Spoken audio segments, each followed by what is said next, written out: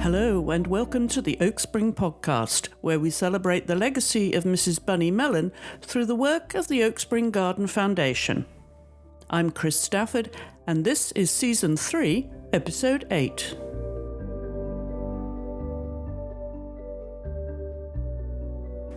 On this month's episode, I'll be talking to the German filmmaker Halina Dyrschka, and as always later on in the programme, Danielle Eady, our Director of Programmes here at Oak Spring, will bring us an update on events as we wrap up the summer programmes and head into the fall.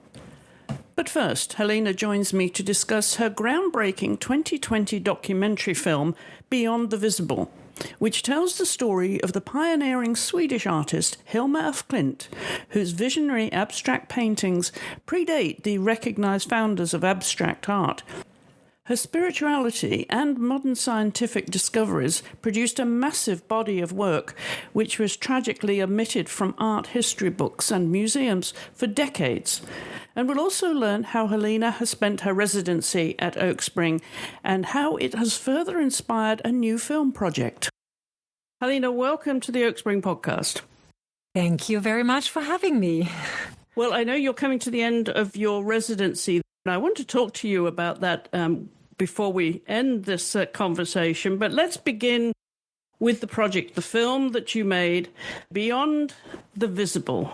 And this is a project that began back in 2015 for you. What was the catalyst for the film? Were you a fan of her work? Is that how it all started? Well, pretty much I became a fan, although by the story. Yeah, I mean, it was in 2013 already when I read about Hilma of Klint in a newspaper. And it was an article that was titled "Art History Has to Be Rewritten," and I thought, oh, what a great idea, because I'm a fan of that kind of ideas. And then I read this article and saw her paintings just in the newspaper, and it was fascinated. I thought, oh, I have to go to the exhibition when it comes to Berlin, and that was half a year later. And so I went to the museum, and at this evening, the opening night, I decided to make the film because it just hit me. I couldn't believe what I saw at this exhibition, at this opening evening. Yeah. Had you been making documentaries about artists before that? What was your background prior to this project? No, not at all. And actually, I never thought of making documentary. I started, back when I finished school, I studied first acting at a classical acting school in Germany and played theater, and then decided that this is not the environment I would like to stay. And I went abroad a lot. I also lived in Los Angeles for 3 months, and then in Italy a bit, and coming back, I decided I would like to do my own projects and started to do short films. And then I did a master in film production in Austria, and then I started to produce my own films and also direct. And so I started to direct short films, which are pretty much feature, so live action movies. And I enjoyed that very much. And so the documentary with Hilma of Klint was really my first documentary I came upon.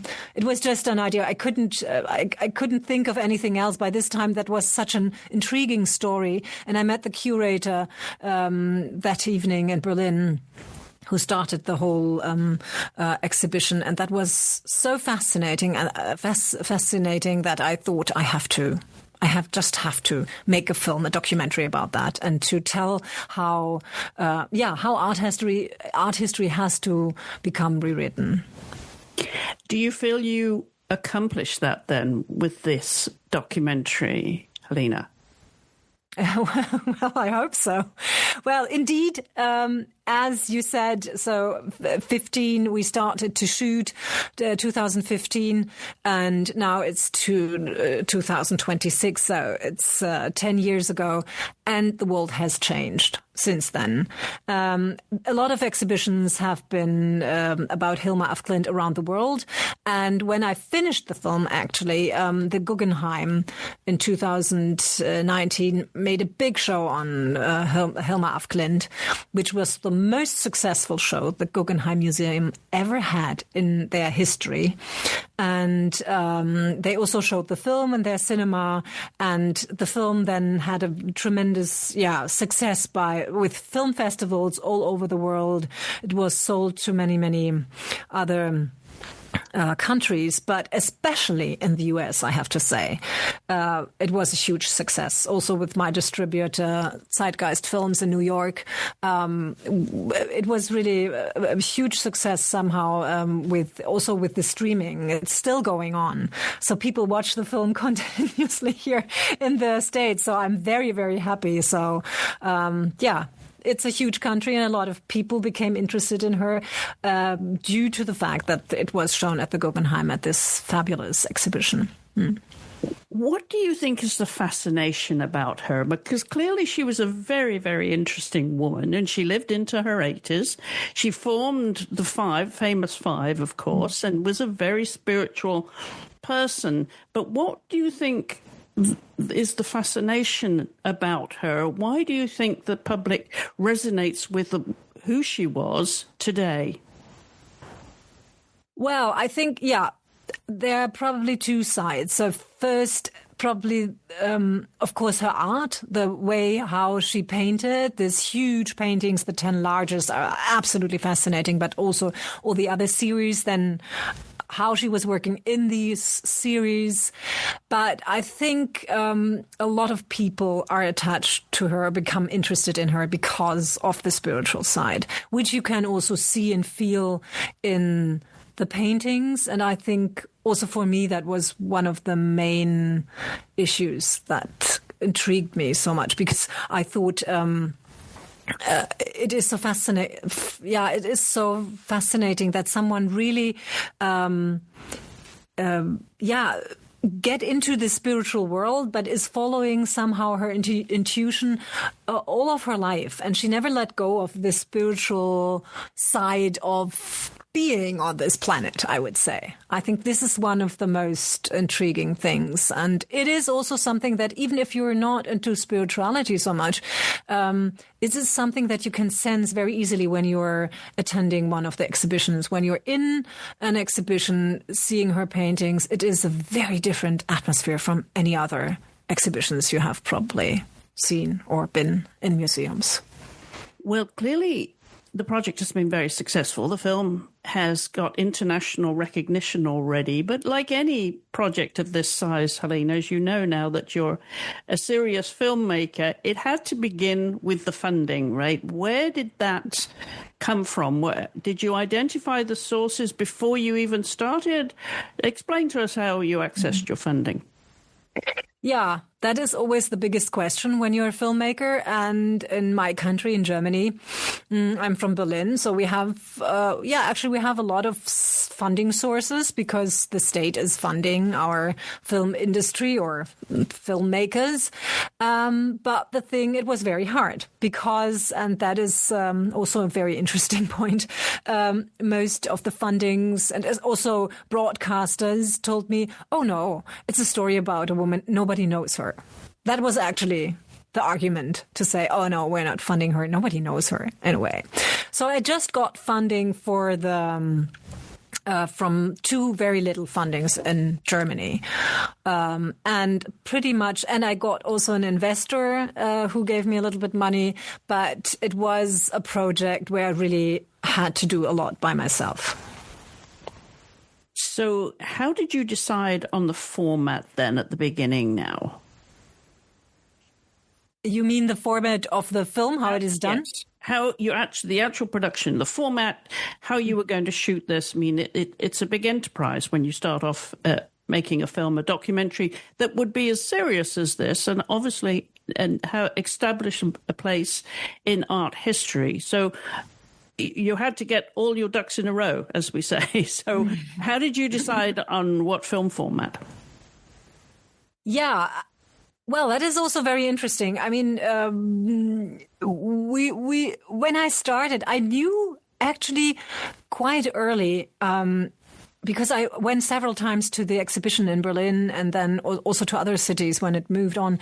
And I knew very early that I would make a film, not only about abstract art, but also intertwined a lot with nature.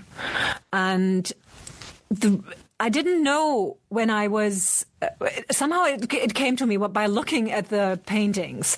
And when I read then more about Hilma af Klint, I understood that she was also coming from that source. She looked a lot on flowers, mosses, and, in nature, and created her abstract language on this nature just by looking at it, trying to make an image from what she sees, which is beyond that nature structure.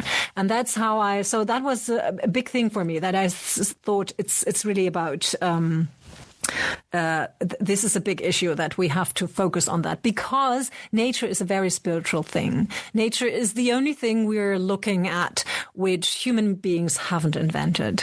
So that was very, very clear to me. And then, of course, you do a lot of research for protagonists. Met the family of Klint in Stockholm. I went there several times to see with whom should I speak in front of the camera. And so you go on. But pretty much, I have to say, I followed my intuition. Yes, like any good filmmaker, of course. And that's interesting that you did have access to the family, because I was going to ask you about the sources for your research. And given the period that she lived in, she was born in 1862, am I right? Yes. And she died during the Second World War, right? So that was a period where you may not have had access to, especially with her being a woman, access to all the research material you needed. So did you find that at the start that you had enough, or could you have used more? Well, of course, you always can use more. You could use more always, but it is definitely, it was quite, I think the research is always the most important or the most, intriguing thing when starting a project. I think this is the most interesting part for me, because you have to go a lot of places and you never know what's coming out. But it was especially not so very easy. So first I had to learn a little bit Swedish, which I did, because nothing was translated by then. And although the curator was German, she of course nobody had read by this time 26,000 pages of her notebooks. And I just wanted to be sure that I can read a little bit and go through her writings and find probably interesting quotes and citations. So that was somehow important. And also the family was Johann af Klint, the grandnephew, was very, very helpful. But also he had not always access to everything that was there. And what was also very, very interesting is we were in the middle of the editing process when suddenly Johann af Klint called me and said, "Halina, there is a postcard we just found by some relative, far away." And this postcard gave evidence that Hilma af Klint was exhibiting during her lifetime. And that was always a big question. So I had edited in a way, we don't know, but we assume it was there. And then that was absolutely fabulous, because she exhibited in London in the 20s. And I had a friend in London, and I called her immediately and said, "You know what? You have to go to this Rudolf Steiner archive and also in a museum in London, and you have to look something up if we find something about this exhibition." And we found it. So that was really, that was fabulous to have an experience like that.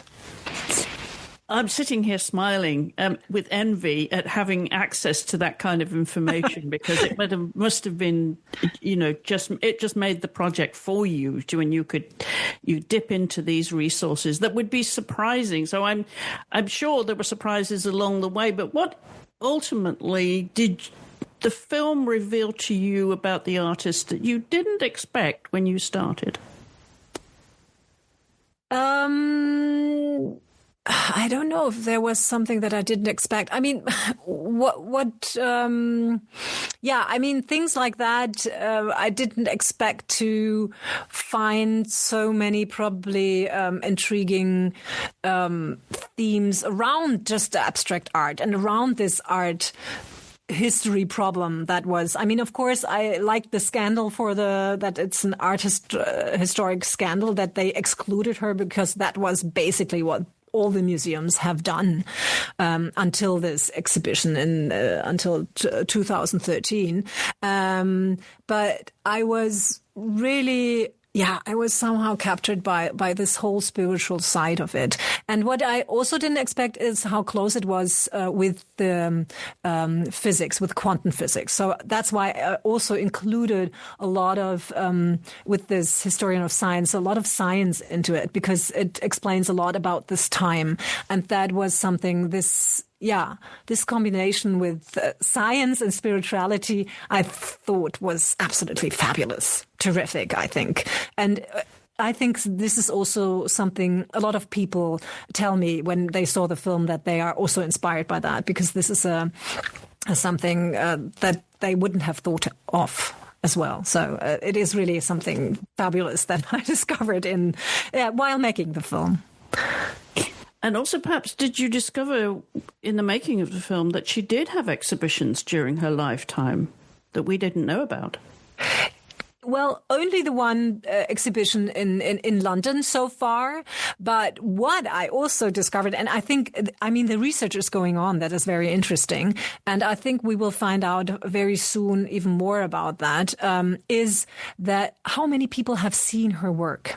Because the story that nobody saw her work because she kept it away from the world is not true. She said when she died to her nephew, please don't exhibit it for 20 years. But that was, as you said, it was in the middle of the World War. So she was probably quite aware, okay, the world will probably need some time to have an exhibition again, and then it might be ready in the 60s, 70s. And it was actually, when you look at her work, it was actually the af Klint went to the Moderna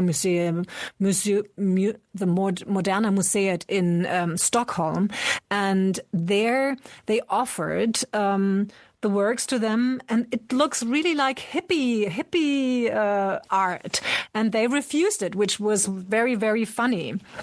But I have to say, now I'm losing track. I'm sorry. Chris, what was the question again? Where was I coming from? Well, we was talking about the exhibition that she had you discovered. Yeah, right. But it was just in London. Yeah, just in London. And but right, I'm back here.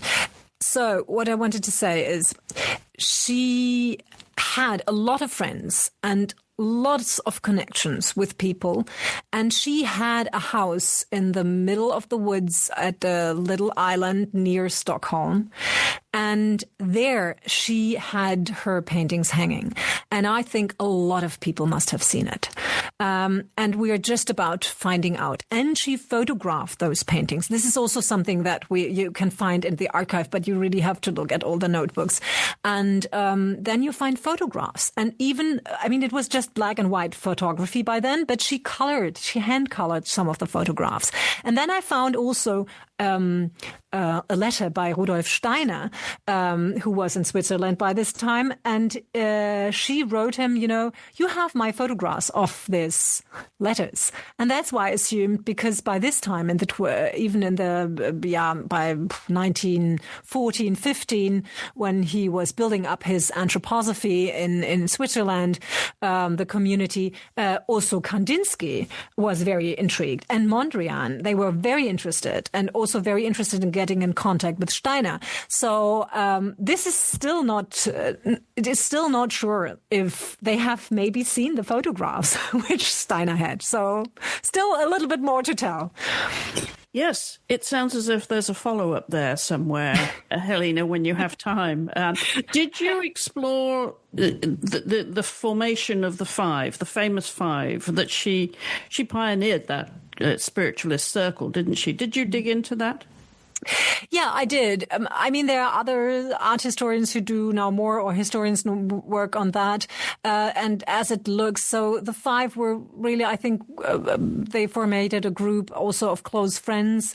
But also it became even a bigger group, as we know. So other people joined, obviously. Sometimes were also 10 people or even more just joining the seances and or other clairvoyant people who were just interested in their work. And also something you have to keep in mind, Hilma af Klint was working more than 10 years in a spiritual way before she started painting her really big paintings and the series, the Temple series.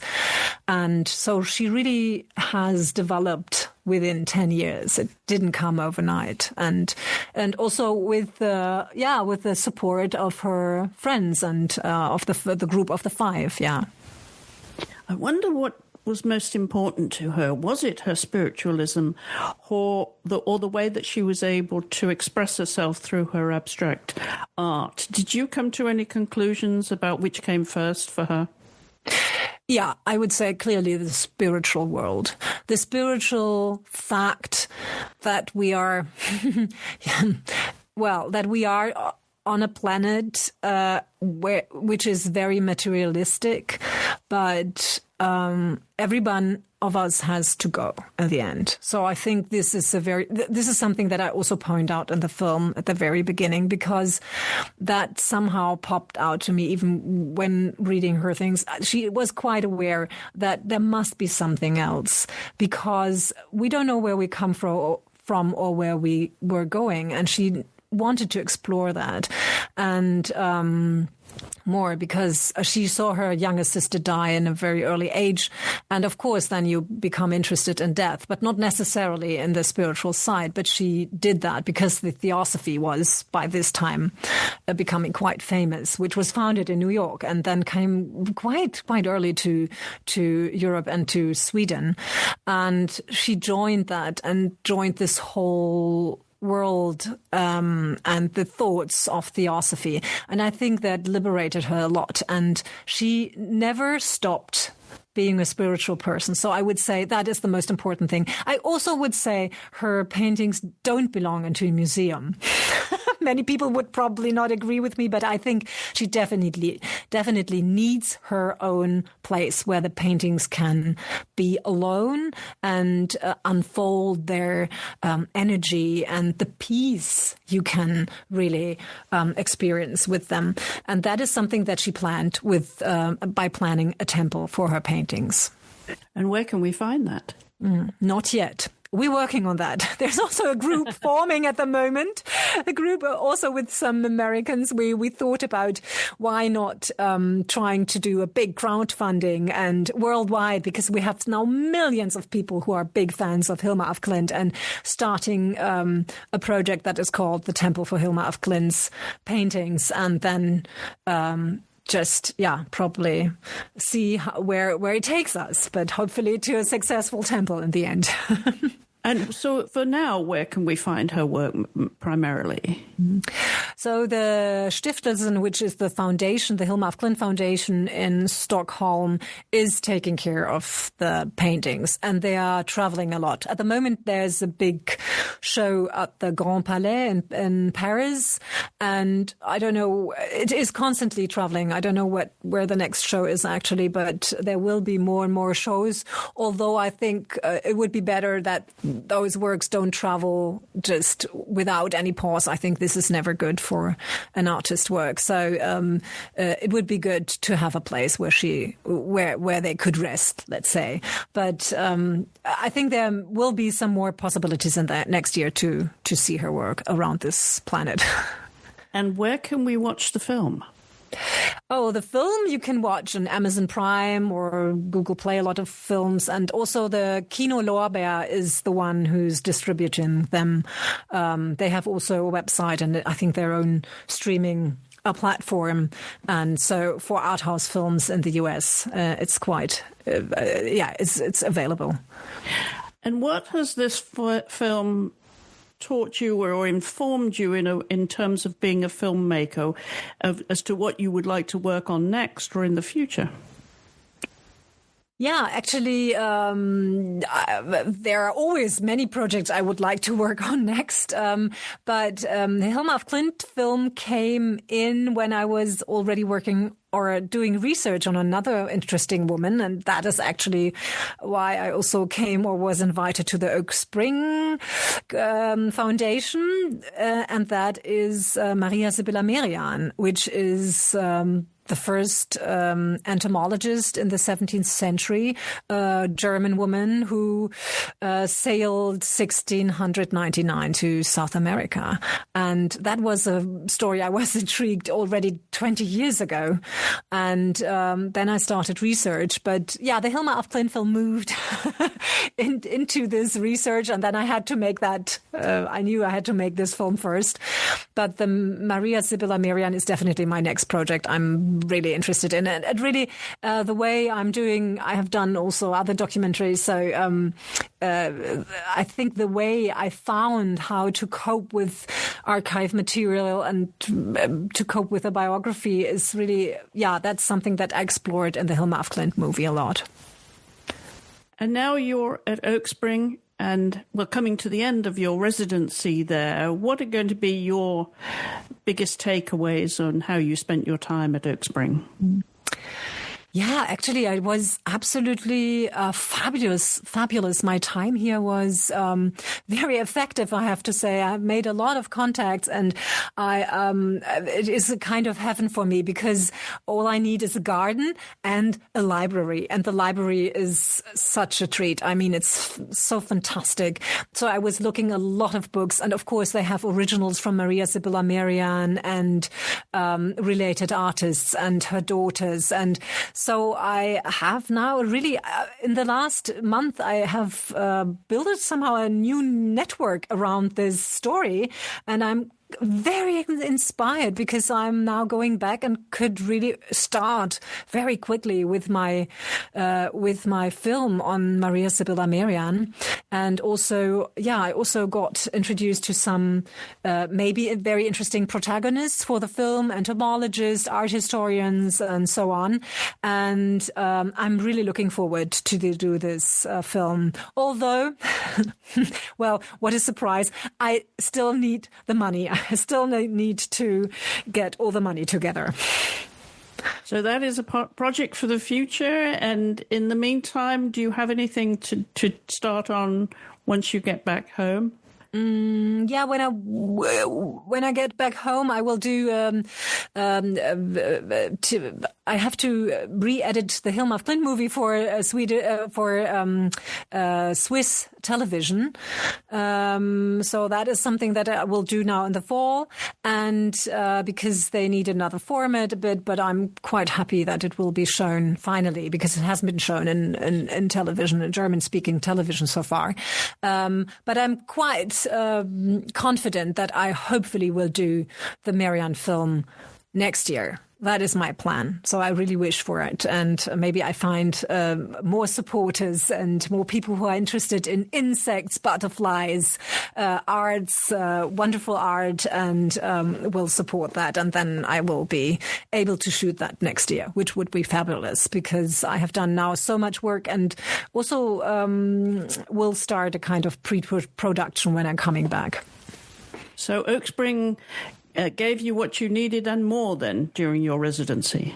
Yeah, really. And more. I have to say, though, I have even more because I thought, yeah, I'm working on my script and will try to get a little bit, but it's absolutely fascinating. Also, I have met also here people who were or are working on projects about Maria Sibylla Merian. So it seems to be the right timing. I hope so.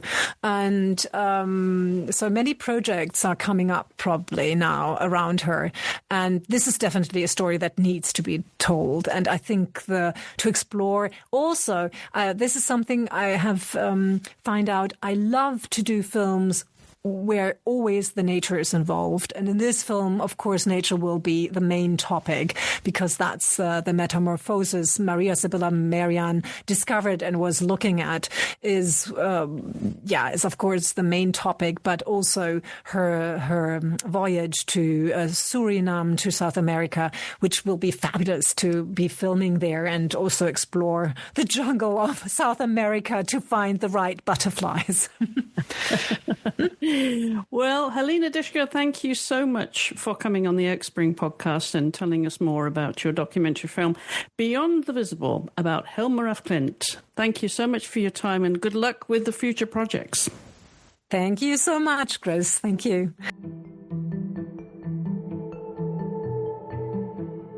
Well, joining me as usual for her monthly segment here on the podcast is Danielle Eady, who is our Director of Programs here at Oak Spring.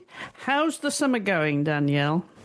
It is going so quickly, Chris. I cannot believe that August is already halfway through the year. This year is just racing right by us.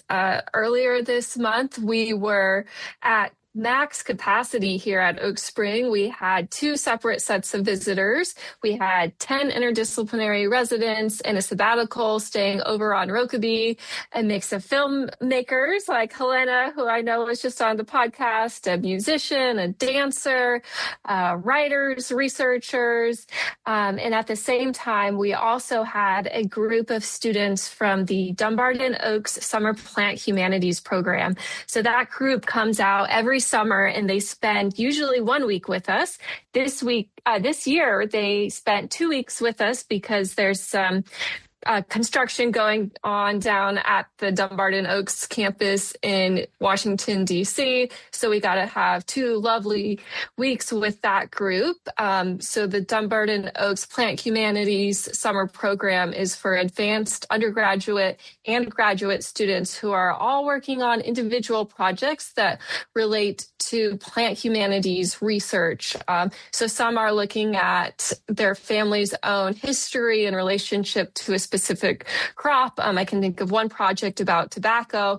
There's another one looking at cashew production and the kind of social and cultural implications of that crop across the globe. So they're always a really wonderful group, really deeply engaged with their work and relate to the residents we have on site. They spend time utilizing our library collection.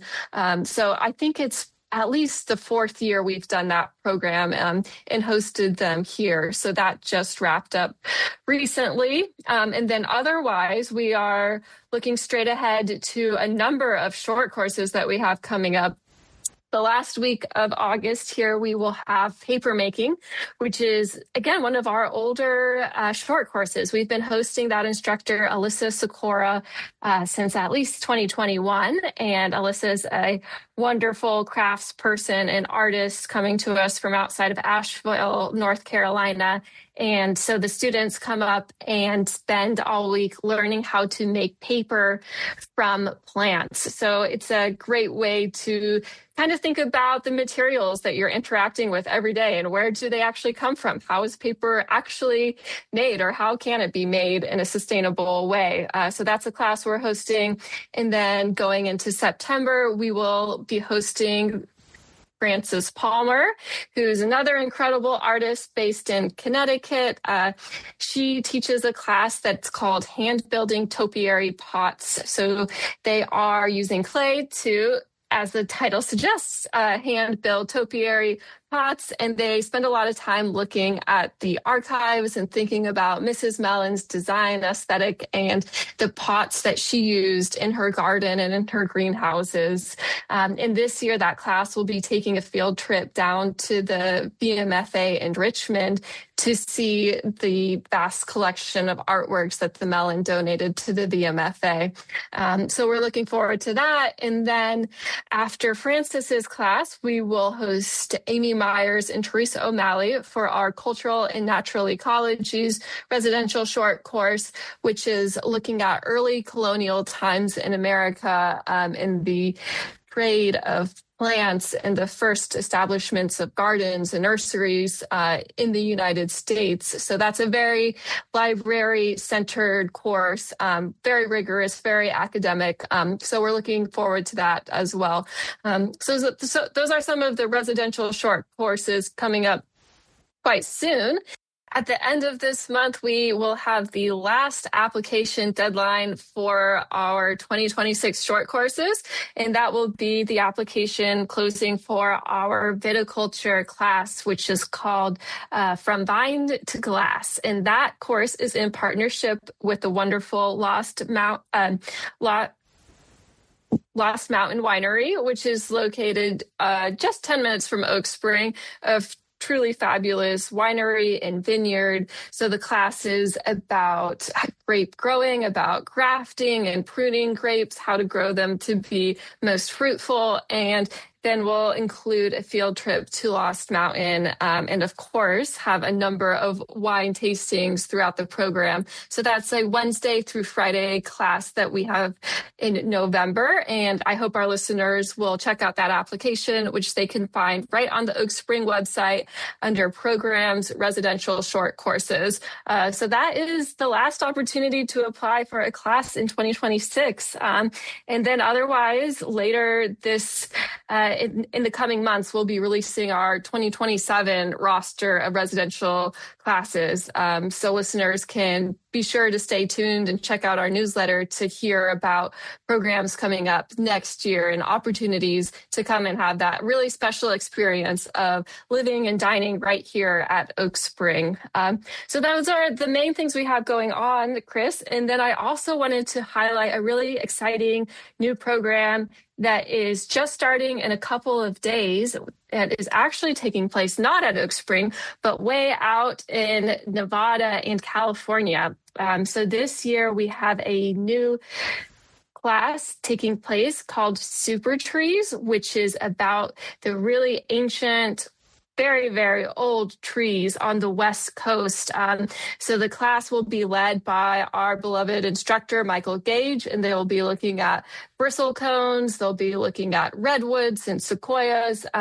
So it's a 7-day journey, an expedition of sorts, and there are 11 students taking the class, and they are all traveling together in a van, actually in 2 vans. So Michael will be there. We have a couple staff people joining, and then Laura Call-Gastinger, a very talented botanical artist, is traveling with the group as well. So Laura will also be creating some really beautiful illustrations of the trees and the plants that they see along the journey. So that is taking place in just a couple of days. The group will meet up in Las Vegas and their voyage will begin. So we're very much looking forward to hearing about their adventures and their travels and the remarkable experience of seeing these trees that are just so old, it's almost hard to fathom. So that's something going on offsite. And then otherwise, the main thing that we're looking forward to would be our community festival at the end of September, a day of family fun. There will be plant walks, tree walks. We have food vendors. We have local artisans who will be showing their work. There's going to be a couple pop-up exhibits, one of local artists and then another that is about Bunny Mellon's interest in Americana and crafts of the Americas. So those are some of the things that folks can look forward to at that community festival. And the tickets are just $10 and can be bought on our website at osgf.org, and then go to programs, one-day events, and tickets can be purchased right there. So that's what we have going on, Chris. And I hope that our listeners will be sure to go to our website and subscribe to our newsletter. That's the number one place that you will find out about the events and programs that we have going on, as well as find out about upcoming deadlines for our residential short courses and our residency and fellowship programs. We are also on X and on Instagram. Instagram's a really great place to see some more of the behind the scenes action of what's going on and catch glimpses inside the beautiful garden, which is, of course, changing every day, season to season. So I hope our listeners will be sure to follow us on social media. As always, of course, because you're very active with your posts, and it is, as you say, a great way to keep up with everything. And on the website, it's easy to navigate because the programs, the short courses, all the residences and the deadlines, everything is up there. And you can also sign up for the newsletter too, not forgetting the newsletter that drops into your inbox monthly, isn't it? Yes, that's right. The newsletter goes out about every month, and that has all the opportunities that we have available are shared right in that newsletter. I did want to ask, because one thing with all the programs and courses and so on, there are quotas for these, but for the community festival, is that pretty much open to any number? When you go and buy your ticket, there's no restrictions there? That's a great question, Chris. The number technically is capped at 1,000. We would love to reach that number. Hasn't happened quite yet. So we do hope people get tickets beforehand, but we do have quite a large capacity for that event. Fabulous. Well, wonderful. Thank you so much, Danielle. As always, lots going on here at Oak Spring, and you really have to keep on checking the website to make sure you keep up with all the happenings here. And thank you, as always, Danielle, for coming on the podcast and bringing us up to date. My pleasure. Thanks for having me, Chris. And as always, share this with anyone you think might enjoy the show, because we love to get the word out about the work that we do here at Oak Springs. So do share this on your podcast app. We're on all the podcast apps, and make sure that you tune in, you subscribe and download every month. And I will be back next month with another episode of the Oak Spring podcast. Thank you for listening.